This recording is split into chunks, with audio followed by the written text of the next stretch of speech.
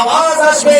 এই কামালটি জামালের ছিল না, এই অলৌকিক ঘটনা জামালউদ্দিন রাওয়াতের ছিল না।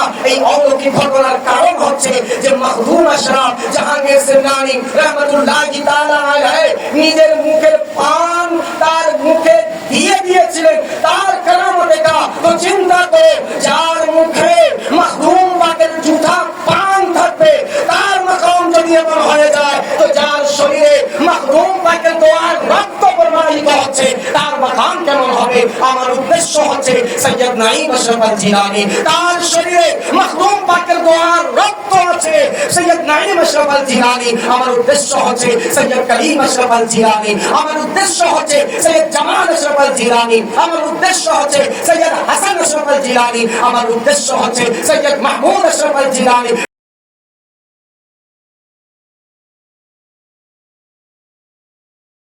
মওলা তাবারাক ওয়া তাআলা কুরআনুল কারীম ফুরকানুল মাজিদ ইরশাদ করেছেন, ইন্না রাহমাতাল্লাহি করিবুম মিনাল মুহসিনিন।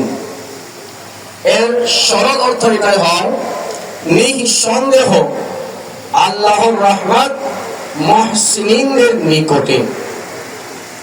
মুহসিনিন কারা? এক কথায় বেশি বিস্তারিত না বলে বাস আপনাদেরকে বলি, মুহসিনিন হচ্ছেন আল্লাহ ওয়ালারা। এখন এই আয়াতে পাকের তরজমা এইভাবে করে ভুল হবে না যে নিঃসন্দেহ আল্লাহ রাব্বুল আলামিনের রহমত আল্লাহ ওয়ালাদের নিকটে আছে। বলুন সুবহানাল্লাহ। আজ প্রিয় হাজরিন, পুরো পৃথিবী আপনারা ঘুরে দেখবেন, প্রত্যেক ব্যক্তি সে যেই কোনো ফিরকার যেই কোনো জামাতের হোক না কেন, সুন্নি হোক অথবা সুন্নি না হোক, যেই দলের লোক হোক না কেন, তারা আল্লাহর রহমত চায়। নামাজ আল্লাহর রহমতের জন্য আমরা পড়ি, মসজিদে আসি আল্লাহর রহমতের জন্য, কোরআন তিলাওয়াত করি আল্লাহর রহমতের জন্য, আমরা হজ যাকাত ইবাদত বندگی করি আল্লাহর রহমতের জন্য। কিন্তু প্রিয় হাজরিন, ওই সমস্ত কাজের মধ্যে আল্লাহর রহমত আমরা পাবো, কিন্তু শর্ত হচ্ছে সেই কাজগুলো আমাদের কবুল হতে হবে। যদি কবুল না হয় তবে নামাজ পড়েও রহমত পাওয়া যাবে না। নতুবা যদি নামাজ পড়েও রহমত পাওয়া যেত, অনেক নামাজিরা জাহান্নামে যেত না।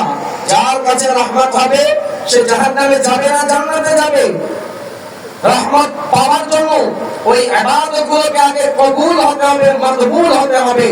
আমরা এশা নামাজ পড়েছি, পাশেই মসজিদ আছে, মসজিদের ইমামকে আপনি ধরে বলুন, ইমাম সাহেব আপনি এশা নামাজ পড়িয়েছেন সুন্দরভাবে, আপনি বলুন তো এশা নামাজ কি আল্লাহ আমাদের কবুল করে নিয়েছে?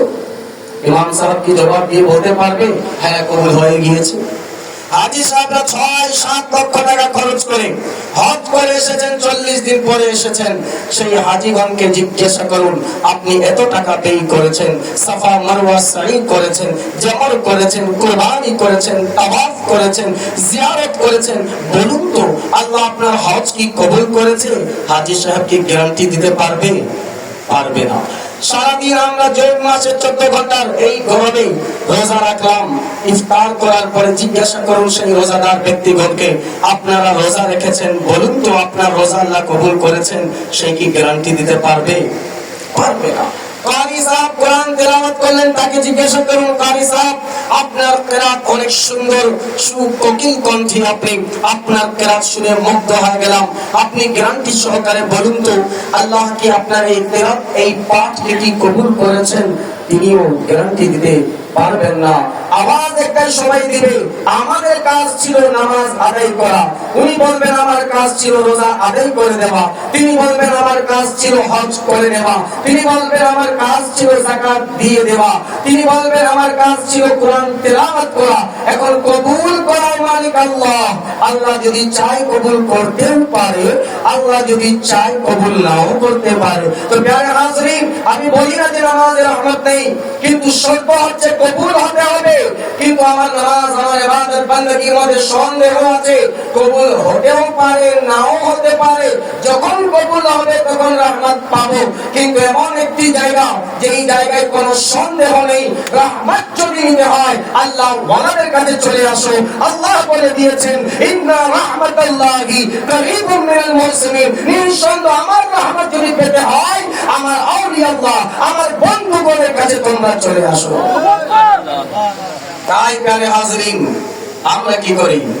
আউলিয়া আল্লাহকে, আউলিয়া আল্লাহর দামনকে তার হাতের উপরে হাত রেখে আমরা বাইআত শুধু নেই না, বরঞ্চ আল্লাহর রহমত আমরা লুটে নেই।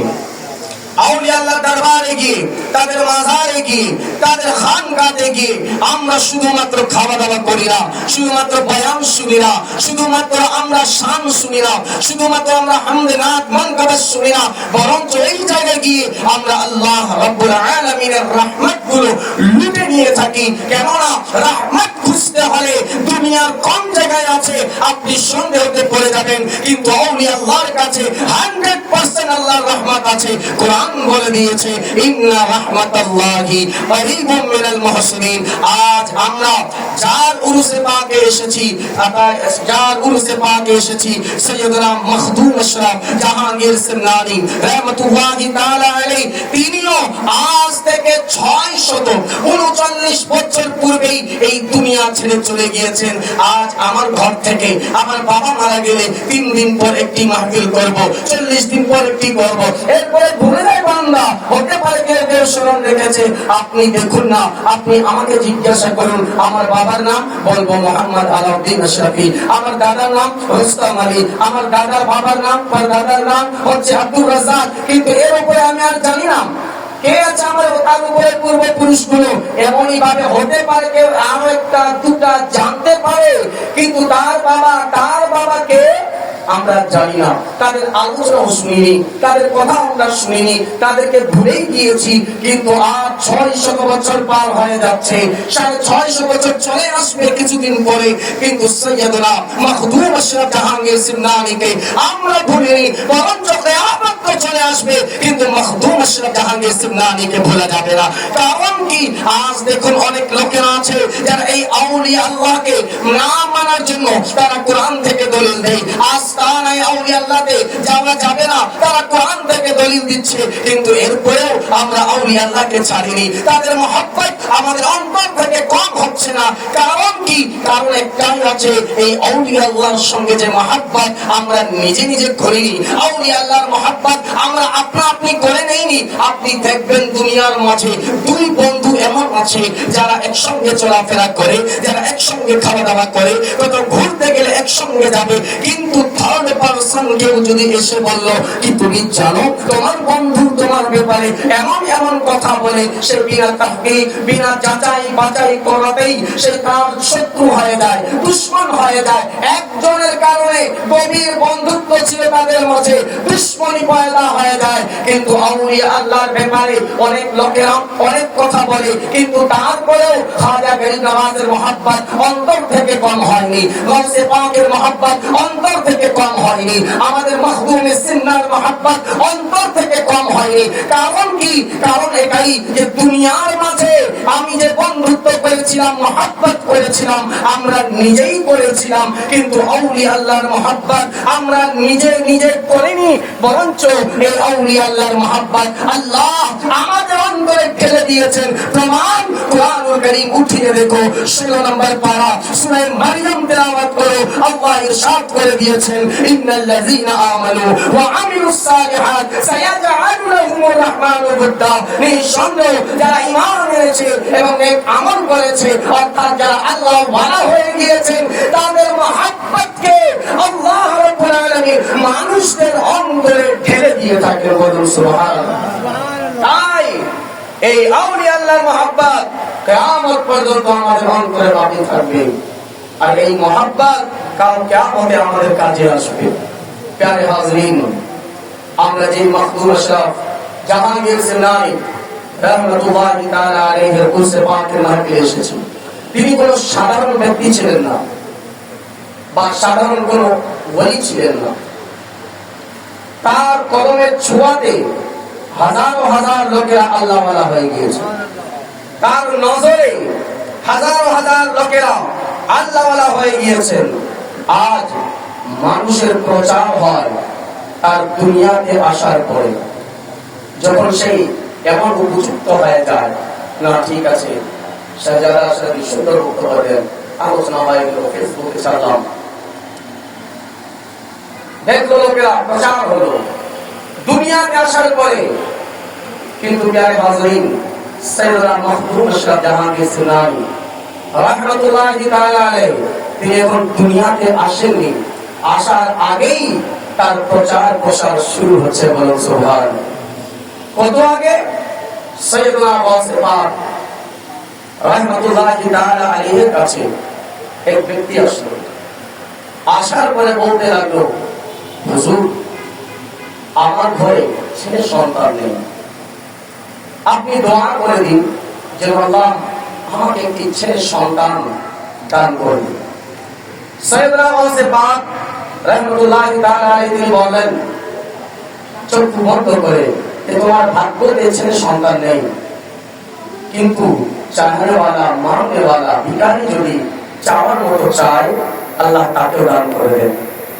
সে বলল, হুজুর যদি ভাগ্যতে থাকতো তবে আমার সন্তান হয়ে যেত, ভাগ্যতে নাই, তাই তো আপনার দরবারে এসেছি, আপনি আল্লাহর কাছে ফরিয়াদ করে দিন, আপনি কোনো ব্যবস্থা করে দিন। কিছুক্ষণ চক্ষু বন্ধ করার পরে সৈয়দনা গাউসে পাক রাহমাতুল্লাহি তাআলা আলাইহি বলেন, যা, আল্লাহ রাব্বুল আলামিন তোমাকে একটি পুত্র সন্তান দান করবেন।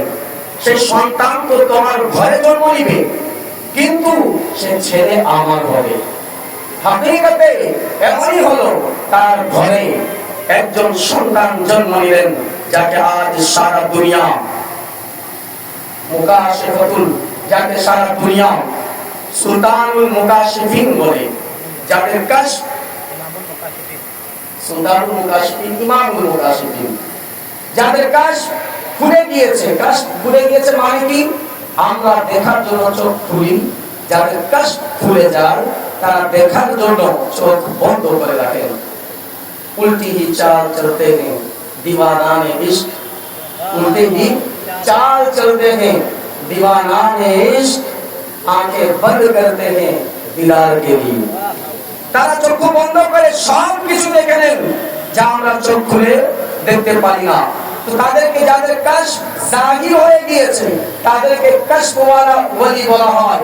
উনি শুধু কাশফওয়ালা ছিলেন না, সুলতানুল মুকাশিফিন, ইমামুল মুকাশিফিন, অর্থাৎ সমস্ত কাশফধারী আউলিয়া আল্লাহকে নামে সুলতান বানিয়ে দেওয়া হয়েছে। তাকে বলা সুলতানুল মুকাশিফিন। শেখ মুহিউদ্দিন ইবনে আরবি দিয়ে আজ জামানাটাকে চিনে। শেখ মুহিউদ্দিন ইবনে আরবি, এক তো তার বাবা অন্য, কিন্তু মানবী সন্তান হচ্ছেন তিনি সৈয়দনা গাউসে পাক রাহমাতুল্লাহি তাআলা আলাইহি। তিনি বলেন, একদিন আমি হজ করতে গেলাম, খানায়ে কাবার তাওয়াফ করছি, ওই সময় দেখলাম খুব ভিড় আছে তাওয়াফ করার সময়, কিন্তু এক ব্যক্তি এমন ভাবে কাবাতুল্লাহ তাওয়াফ করছেন, উনি যখনই কাবার কাছ দিয়ে যাচ্ছেন, লোকেরা আপনা আপনি নিজে নিজে সরে যাচ্ছে। মনে হচ্ছিল এমন কোন ব্যক্তির শরীর না, শুধুমাত্র কোন আত্মা তাওয়াফ করছে, এমন সূক্ষ্মভাবে তাওয়াফ করলেন তিনি। আমার মনে হলো ইনি কোন সাধারণ ব্যক্তি না। যখন তার তাওয়াফ করা শেষ হয়ে গেল, আমি তার কাছে গেলাম, জিজ্ঞাসা করলাম, আপনি কে? আর আপনি বলুন তো বর্তমান গস কে আছে, বর্তমানে গস কে আছে? উনি বলতে লাগলেন, বর্তমানের গস হচ্ছে আমি। বলে আপনার পরে?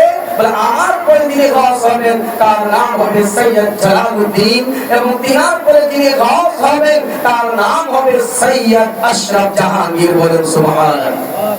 এখন উনি দুনিয়াতে আসেননি, এর আগেই উনি দুনিয়াতে আসার পরে গস হবেন। আল্লাহ রাব্বুল আলামিন তিনাকে মাকামে গসিয়ত দান করবেন। প্যারে, এর আগে এলান হয়ে গিয়েছে। একটি কথা প্রকাশ্য ভাষা আমি বলে দিই আপনাকে, এই গসিয়তের মাকাম এমন একটি মাকাম, আমি মাকামে গসিয়ত একটি কিতাব আছে, তার মধ্যে পড়েছিলাম যে গসিয়তের মাকাম আওলাদে রাসূল ব্যতীত অন্য কারো হয় না। কিছু কিছু ওলামা ইখতিলাফ করেছেন, কিন্তু বেশিরভাগ ওলামা যেদিকে গিয়েছেন সেই কথা আমি বলছি কি গাউসিয়াতের মাকাম যেটা আছে আওলাদে রাসূল ব্যতীত অন্য কারো ভাগ্যে ইমাম তিনি ওলি তো হতে পারেন, কুতুব তো হতে পারেন, আবদাল তো হতে পারেন, কিন্তু গাউস একমাত্র হাসানি বা হুসাইনি যারা সৈয়দ আছেন তারাই গাউস হতে পারবেন। আর আমার মখদুম আশরাফ জাহাঙ্গীর জিন্নানী রাহমাতুল্লাহি তাআলা আলাইহি তিনি হুসাইনি সৈয়দ ছিলেন। হুসাইনি সৈয়দ তিনি দুনিয়াতে আগমন করেননি, এর আগেই তার নামের প্রচার প্রসার হচ্ছে।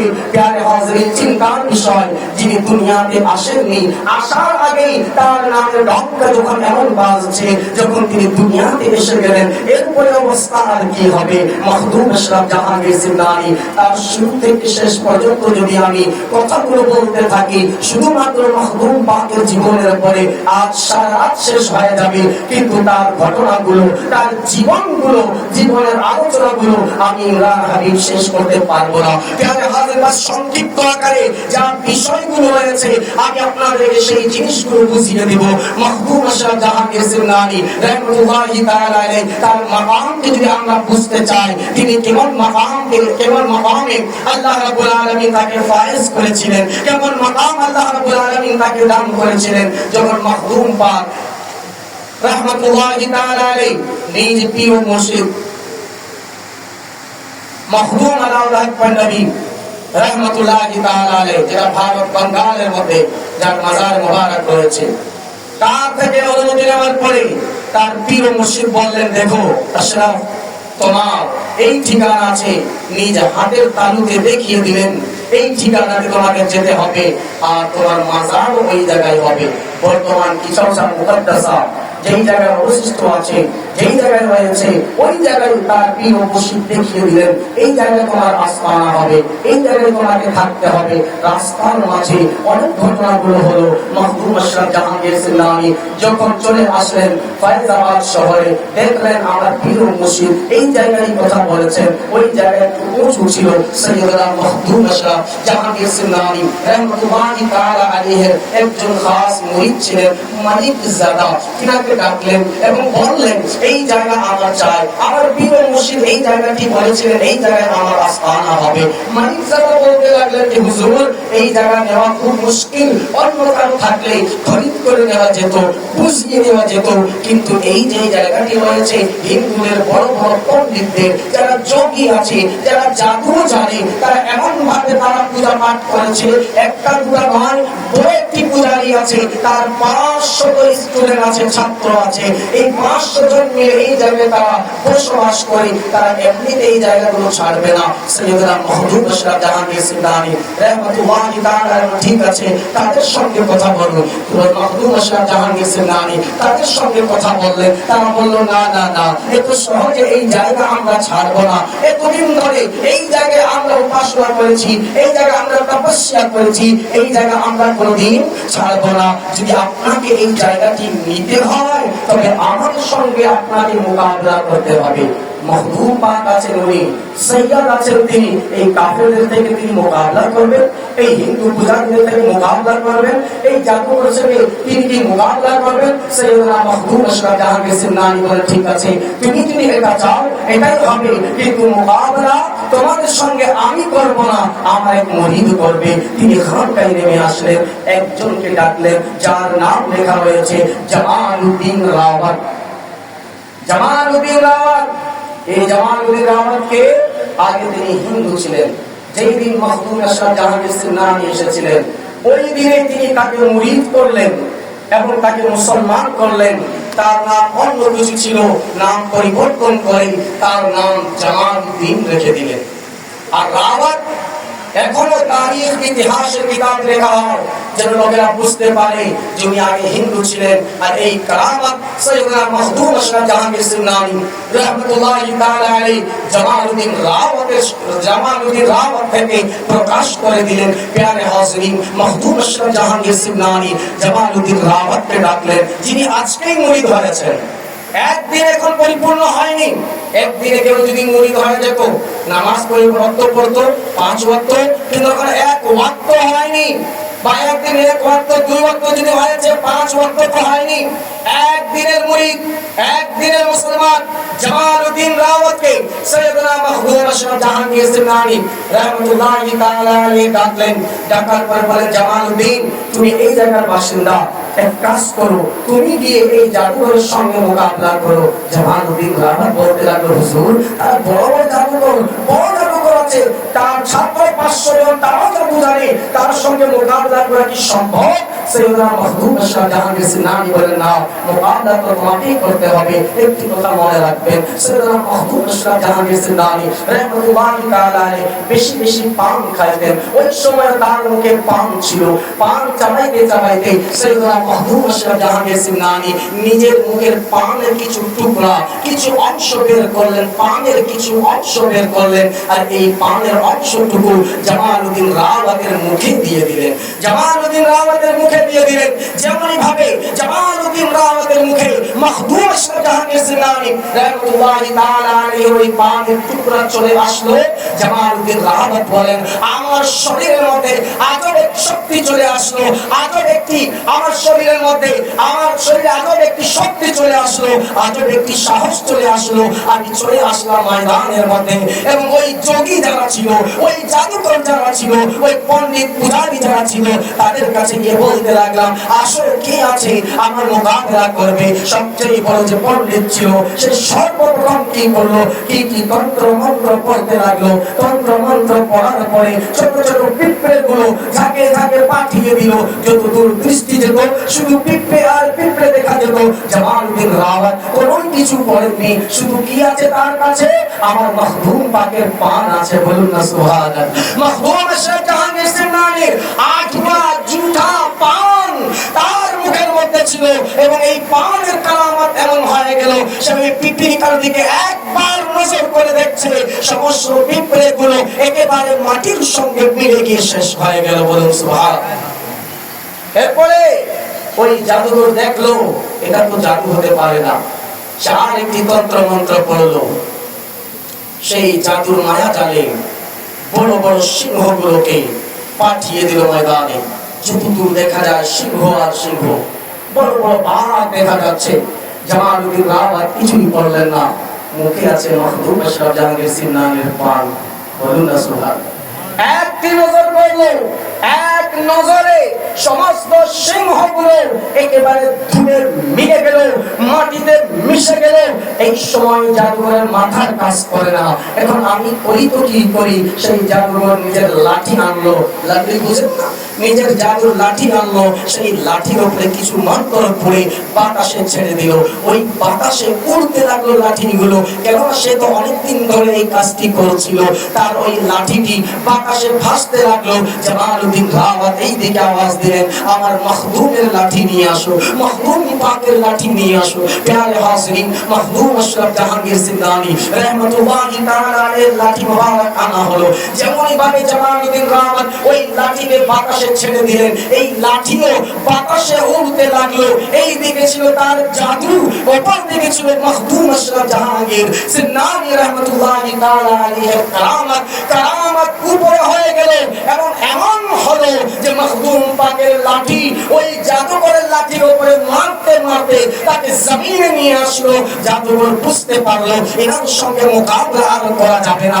সঙ্গে সঙ্গে জামালউদ্দিন রাওয়াতের কাছে এসে হাত জোড় করে বলতে লাগলো, জামালউদ্দিন তোমার মাহবুবের কাছে আমাকে নিয়ে যাও, তোমার মাহবুবের কাছে আমাকে নিয়ে যাও, আমি হেরে গিয়েছি। সৈয়দনা মাহবুব আশরাফ জাহাঙ্গীর সিমনানি রাহমাতুল্লাহি তাআলা আলাইহির দরবারে যখন ওই জাদুঘরের সরদারকে নিয়ে আসা হলো, বলতে লাগলো, মাহবুব আমি পরাজয় হয়ে গিয়েছি, আমি হেরে গিয়েছি, এখন আপনি আমাকে যা বলবেন সেটাই আমি করব, বলুন আপনি কি চান? মাহবুব আশরাফ জাহাঙ্গীর সিমনানি তিনি তো আল্লাহর পথে ডাকতে সবাইকে এসেছিলেন, বলল তোমাকে কিছুই করতে হবে না, বাস তুমি কালমা পড়ে নাও, কালমা পড়ে মুসলমান হয়ে যাও।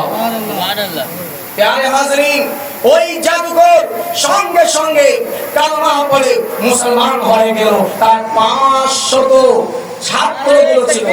আল্লাহু আকবার, ইয়া রাসূলুল্লাহ, জিন্দাবাদ জিন্দাবাদ, খলিফা হুজুর নাইবুল আউলিয়া জিন্দাবাদ জিন্দাবাদ।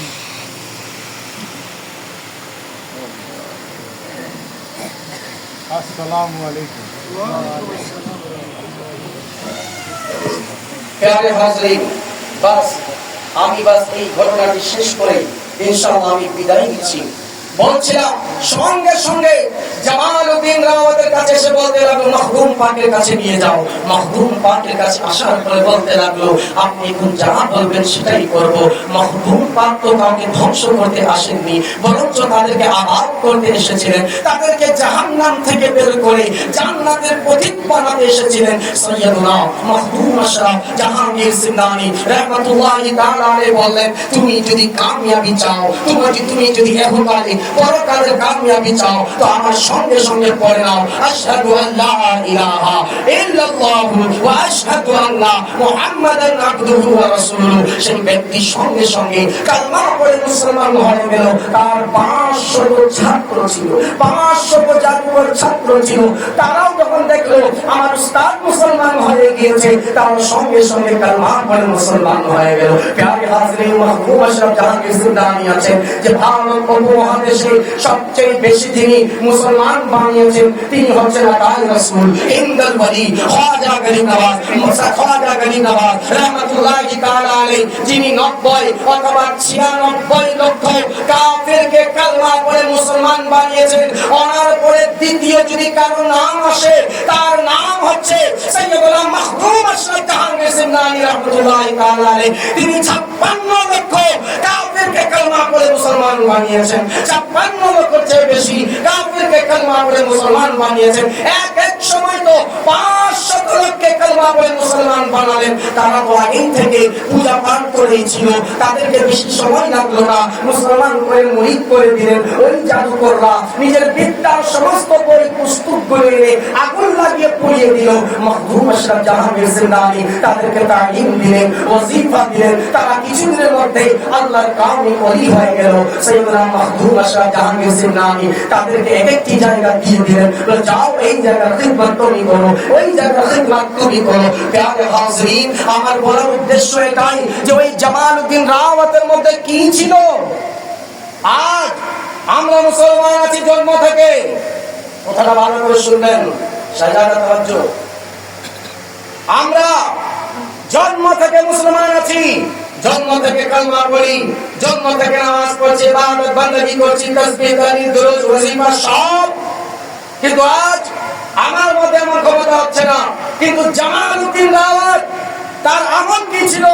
তিনি তো জন্ম থেকে মুসলিম ছিলেন না, ওই দিনে মুসলমান হয়েছেন। 1 বা 2 ওয়াক্ত নামাজ তিনি পড়েছেন, ওয়াজিফা যদি পড়তেন কতইবার পড়ে নিতেন। কিন্তু এরপরেও ওনার ভিতরে এমন ক্ষমতা কিভাবে চলে আসলো? এত বড় জাদুকরের মোকাবিলা করার জন্য আওয়াজ আসবে, এই কামালটি জামালের ছিল না। এই অলৌকিক ঘটনা জামালউদ্দিন রাওয়াতের ছিল না। এই অলৌকিক ঘটনার কারণ হচ্ছে যে মখদুম আশরাফ জাহাঙ্গীর সিন্নানি রাহমাতুল্লাহি তাআলা আলাইহি নিজের মুখের পান তার মুখে দিয়ে দিয়েছিলেন। তার কারামতে কা তো চিন্তা করে, যার মুখে মখদুম পাকের জুতা পান থাকবে, তার মাকাম যদি এমন হয়ে যায়, তো যার শরীরে মখদুম পাকের দোয়ার রক্ত প্রবাহিত হচ্ছে, তার মাকাম কেমন হবে? আমার উদ্দেশ্য হচ্ছে সৈয়দ নাঈম আশরাফ আল জিলানী, তার শরীরে মখদুম পাকের দোয়ার রক্ত আছে। সৈয়দ নাঈম আশরাফ আল জিলানী, আমার উদ্দেশ্য হচ্ছে সৈয়দ করিম আশরাফ আল জিলানী, আমার উদ্দেশ্য হচ্ছে সৈয়দ জামাল আশরাফ আল জিলানী, আমার উদ্দেশ্য হচ্ছে সৈয়দ হাসান আশরাফ আল জিলানী, আমার উদ্দেশ্য হচ্ছে সৈয়দ মাহমুদ আশরাফ আল জিলানী। প্যারে হাজরিন, এই খানওয়ালায়ে আশরাফিয়া এমন তেমন বুজুর্গ নন, তাদের শরীরের মধ্যে মখদুম পাকের দোয়ার রক্ত প্রবাহিত আছে। একটি পানের মাকাম এমন হতে পারে, তো যার শরীরে রক্ত আছে তার মাকাম কেমন হবে? তাই প্যারে হাজরিন, আমরা যখন যার উরুসে এসেছি তার মাকাম আমরা বুঝতে পেরেছি। আল্লাহ তাআলা অনেক উঁচু মাকাম দান করেছেন। আল্লাহ আমাদের সকলকে সৈয়দনা মখদুম আশরাফ জাহাঙ্গীর সিন্নানি রাহমাতুল্লাহি তাআলা আলাইহি সত্য ভক্ত হিসেবে দুনিয়া এবং আখিরাতে কবুল করুন। সকলে বলি আমিন। মা আলাইনা ইল্লাল বালাগ।